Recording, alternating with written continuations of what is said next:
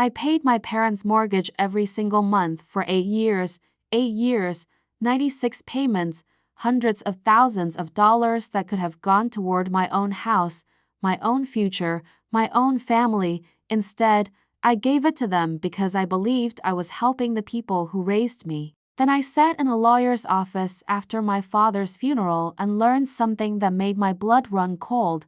My parents had written me completely out of their will.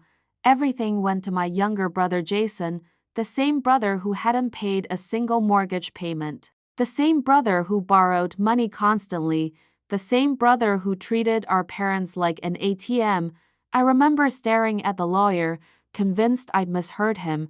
I hadn't, and 5 minutes later, he revealed something even worse, something that destroyed my family forever. My name is Emma Carter, and if you think this story ends with me quietly accepting betrayal, you're wrong, because my brother made one mistake, one incredibly stupid mistake, and it changed everything. Growing up, Jason was always the favorite, not the obvious kind of favorite, the subtle kind, the dangerous kind, the kind where your parents swear they love both children equally while somehow giving one child every advantage. Jason was 3 years younger than me.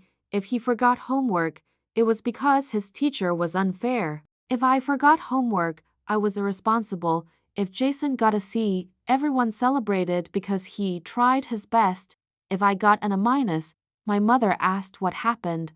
I learned early that different rules applied inside our house. When I was 16, I worked weekends at a grocery store. I bought my own clothes, paid for my own gas, saved for college. Jason spent his weekends playing video games. My parents gave him an allowance. One day I asked my mother why. Her answer stayed with me for years.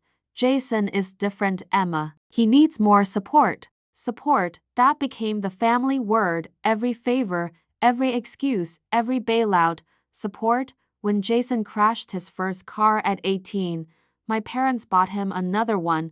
When I needed help paying tuition, I took a second job. When Jason dropped out of college after one semester, my mother blamed the professors. When I graduated and landed my first corporate job, my father told everyone Jason was still finding himself. Finding himself apparently required thousands of dollars, and somehow my parents were always willing to provide it. I thought things would change when we became adults. I was completely wrong. By 28, I was financially stable, not wealthy, just responsible. I had savings. No debt, a good career. Jason was $35,000 in credit card debt and living in our parents' basement. My mother still described him as entrepreneurial. He had never successfully run a business, not one. Every venture failed, every investment disappeared, every opportunity somehow became someone else's fault. But then something happened. My father suffered a minor stroke. Thankfully, he recovered. But the medical bills started piling up. Around the same time, my parents admitted they were struggling with their mortgage. I remember sitting at their kitchen table. My mother looked exhausted. My father looked embarrassed. For the first time in years, they seemed vulnerable. Real, human. We don't know what to do, my father admitted. I asked the obvious question, what about Jason? The silence that followed told me everything. Jason couldn't help. Jason never helped. Jason only took. My mother reached across the table. You're the only person we can count on. I wish I could say I hesitated. I didn't. They were my parents. I loved them. So I made a decision that would change my life. I took over their mortgage payments. At first it was supposed to be temporary, 6 months, maybe a year, just enough time for them to recover financially. That was the plan.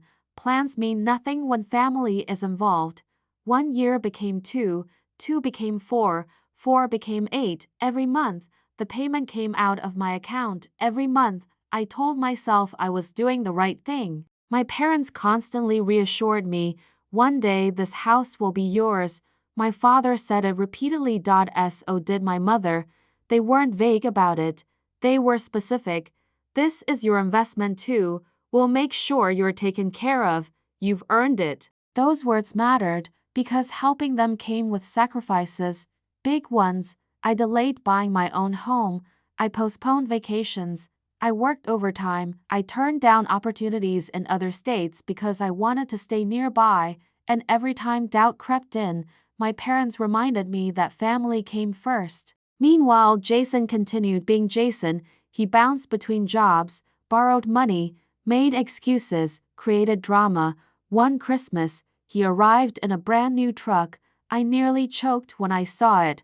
How did you afford that? He grinned. I figured things out. 3 months later, I discovered the truth. My parents had co-signed the loan. When he stopped making payments, they covered them, using money I was effectively freeing up through the mortgage payments. I felt sick. When I confronted my mother, she got defensive. He needed help. I laughed. Not because it was funny, because it was absurd. He always needs help. Her expression hardened.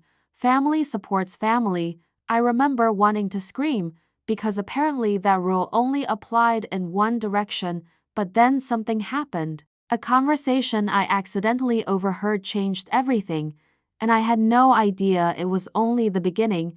A few months before my father's death, I stopped by their house unexpectedly. I had groceries in the car. My mother wasn't answering her phone. I figured I'd surprise them. Instead, I walked into a conversation that wasn't meant for my ears. Jason was in the dining room. My parents were sitting across from him. The moment I stepped through the front door, everyone went silent, not awkward silent, guilty silent. I remember standing there holding grocery bags while all three of them looked like children caught doing something wrong. Jason recovered first. "Hey, Emma." His smile looked forced. My father immediately changed the subject. My mother practically rushed me into the kitchen. At the time, I ignored it.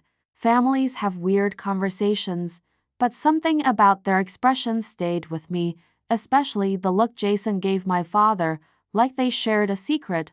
I couldn't shake it. A few weeks later, things got stranger. My mother suddenly became obsessed with paperwork. She was constantly talking about attorneys, estate planning, documents, trusts, legal updates. Whenever I asked questions, she brushed me off. Just routine things. Routine. That word became suspicious very quickly. Then my father called me one evening. His voice sounded tired, older, weaker. "Emma, I just want you to know how grateful I am." I smiled. "You don't need to thank me." "Yes, I do." There was a long pause. Then he said something that haunted me later. "You've done more for us than anyone." Not anyone else, anyone. I remember feeling emotional, because despite all the favoritism, despite all the years of disappointment, part of me still wanted my parents' approval. Part of me still believed they saw the truth. I thought that conversation meant something. I was completely wrong. 6 months later, my father died unexpectedly from a heart attack. The loss devastated me. Whatever issues existed between us, he was still my father. The funeral was painful. Friends, relatives, neighbors, everyone shared stories. Everyone praised his kindness, his generosity, his dedication to family. And during the entire service, Jason acted like the grieving golden son, accepting sympathy, giving speeches, playing the role perfectly. Something about it bothered me, not because he wasn't grieving, because he looked confident, too confident, almost relaxed. At the time, I couldn't explain why. Then came the meeting with the estate attorney, the moment that changed everything. A week after the funeral, my mother, Jason, and I sat in a conference room. The attorney opened a folder. I wasn't expecting money. Honestly, I wasn't expecting much at all. I was there because it was family, because that's what people do. Then the attorney began reading, and my entire world tilted sideways. The house, Jason. The savings, Jason. Investments, Jason. Vehicles, Jason. Everything, Jason. I sat frozen, waiting for the part where my name appeared. It never came. Not once. Not a single asset. Not a single percentage. Nothing. I had been erased, completely. The attorney finished reading. The room fell silent. I stared at my mother. She couldn't even look at me. Jason avoided eye contact too. That told me everything. They knew. They had always known. The attorney finally spoke. Miss Carter, are you okay? I laughed. The sound didn't even feel human. I paid their mortgage for 8 years. No one answered. I paid their mortgage for 8 years. Still silence. Then my mother finally spoke, and somehow she made everything worse. It wasn't about money. I looked at her. What wasn't about money? The will. I couldn't believe what I was hearing. You left everything to Jason. He needed it more. Needed it more. Those 3 words exploded inside my head. Jason sat there saying nothing, not defending me, not apologizing, nothing, because greed had finally won. I stood up. I was seconds away from walking out. Then the attorney said something I'll never forget.